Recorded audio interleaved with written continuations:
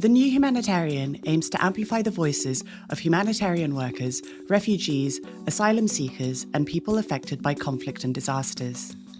Today, a word from our CEO.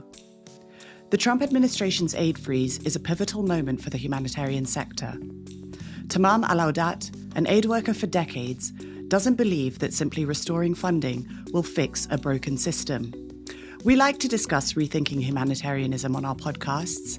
Aloudat now imagines what it might look like to remake it. I have been a humanitarian worker all my career. From the first time I set foot in Iraq in 2003 until my final trip to South Darfur in Sudan last year. Over the past 2 decades, I have worked on most of the big crises, conflicts, and disease outbreaks, either on the ground or from the headquarters of international non-governmental organizations. I have witnessed the courage and agency of both the people affected by crises and the humanitarian workers serving them on the front lines. But I have also witnessed, time after time, the erosion of the moral argument of Western liberalism for its humanitarian purpose. I saw it in the abandonment of the people of Syria, my country of origin. I saw it in the use of force against migrants attempting to flee war to Europe. I have seen it in the media's silence and distortion of crises from Haiti to Somalia, from the Democratic Republic of the Congo to Myanmar and Sudan. And most brazenly of all, I saw it in the relinquishing of international law and justice during more than a year of Israel's genocidal onslaught in Gaza. Over time, I have had to try, like many humanitarians, to reconcile my own intentions of acting in solidarity and being a force for good, with the apparent increase of co-option, politicization, and powerlessness of humanitarian institutions. Increasingly, I couldn't help but worry that I was part of the problem rather than part of the solution.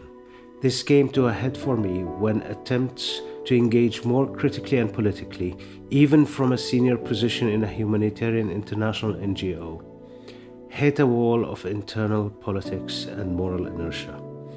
Gaza, a live-stream genocide that was met with apparent indifference or complicity by humanitarian actors, was the last straw. Having one's life pursuit thrown into doubt leaves 2 options: cynicism or action.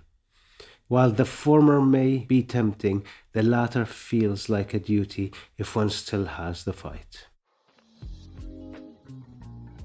But how can we resist the growing co-option of humanitarianism, especially now, given the unchecked rise of far-right authoritarian politics in the West and the apparent collapse of the so-called rules-based international order? Firstly, by acknowledging some hard truths. Humanitarianism's struggles didn't begin when President Trump issued an executive order freezing foreign aid on 20th January. The seeds of the current turmoil lie in its complex history and conflicted soul. From its colonial, gendered, and racialized origins to its continuing absorption by the Western liberal project, and from its inability to address the interconnected, systemic, and politically fueled consequences of the climate catastrophe, profit extraction, and selective negligence. The level of critical interrogation needed to develop potential solutions for the crisis of humanitarianism will not happen by reacting to the US aid freeze as if it is simply a bolt out of the blue in an otherwise well-functioning system. It has to start with contextualizing and historicizing what is happening. Recent trends have only exacerbated the inequities inherent in the system. Cuts in humanitarian budgets by donor governments have forced an artificial process of prioritization. This is likely to continue in the coming years as more cash-strapped Western governments follow the US lead and signal further restrictions on foreign aid and development assistance. But it is not only funding, the multilateral system that enabled the imperfect functioning of humanitarianism for decades is falling apart. International humanitarian law has been sidelined as war crimes and crimes against humanity in Ukraine, Gaza, Sudan, and the DRC go unpunished. Humanitarian assistance is increasingly used as a geopolitical tool whereby aid is exchanged for political allegiance or trade benefits. And when a truly global crisis hit, in the form of COVID-19, it betrayed the hollow realities of Western solidarity promises.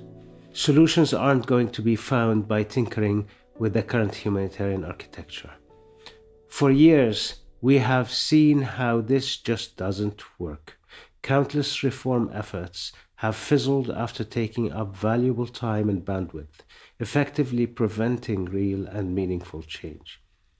Well-intentioned efforts at localization and to build local leadership have failed to make much of a dent in what remains a Eurocentric and inequitable humanitarian model. It is important not to oversimplify the problems facing humanitarianism or democracy by framing our political upheavals as down to either the masses or just a few powerful people. We need to think in terms of institutions, rules, and norms if we are to understand what is happening and effect change. The NGO boss with $1 million salary or the billionaire who doesn't think people deserve to survive, get aid, or have protection are symptoms of deeper problems, not the causes. And addressing the structural and institutional deficiencies of humanitarianism is not, despite all the hype, going to be achieved primarily through innovation and technology. This ends with a form of techno-colonialism that only risks entrenching power imbalances. It happens instead through a profound examination of the system as it stands, beginning with a robust critique of the shifting of humanitarian institutions from self-proclaimed rebels to bookkeepers. Through a willingness to acknowledge the politics, social, and economic disparities underpinning these structural flaws in the system, we can begin to deal with the symptoms while forging a new and more equitable kind of humanitarianism. A distinction has to be made here between humanitarianism as conducted by the humanitarian workers, local or international, who provide aid to people in need, and humanitarianism as a set of institutions. The latter are situated within and benefit from the current status quo and power imbalances, and in the process can amplify the structural violence that is at the root of humanitarianism's decay. So the question I am posing is this: does humanitarianism need remaking rather than reform? A radical shifting of the power structures and political economy of the whole system rather than just fiddling around the edges. Despite what we are told, today's humanitarianism doesn't seem primarily concerned with developing protection, services, and agency for people affected by crises. Co-opted as it is by a narrow focus and politicized funding, it seems more inclined to produce narratives of absolution for its sponsors in exchange for funding for its expansive infrastructure and privileged position, often at the cost of survival and dignified futures for people it serves. Humanitarian choices aren't being guided by the needs of people affected by crises, but by what will resonate better with donors and Western audiences, by what will be covered more by the media and bring in more funding. What is remaking humanitarianism then? If it is not to end up as another failed reform led by the same people who rendered the system ineffective and complicit in the first place. How can remaking humanitarianism be a solidarity project? One that does not tokenize people and organizations from the majority world through ineffective localization rhetoric. How can it be a political project, one that recognizes that people do not fall into humanitarian crises by accident, that their vulnerabilities have been forced upon them by centuries of capitalism and colonialism? And how can it be more radical, a departure from the paternalism and corporate mentality that pervades the humanitarian sector in the name of efficiency.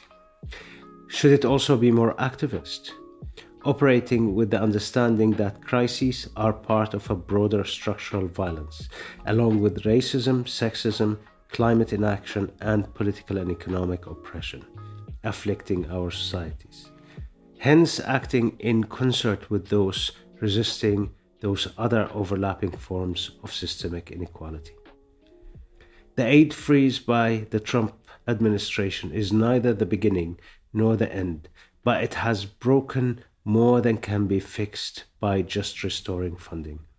The idea that states can be benevolent humanitarian donors at the same time as they neglect international norms, support conflict, destroy the environment, and prioritize economic growth above people's lives has now been exposed beyond repair. The choices humanitarians and their institutions now have to make go way beyond just how to balance their budgets without US funding. Let's start shifting the conversation.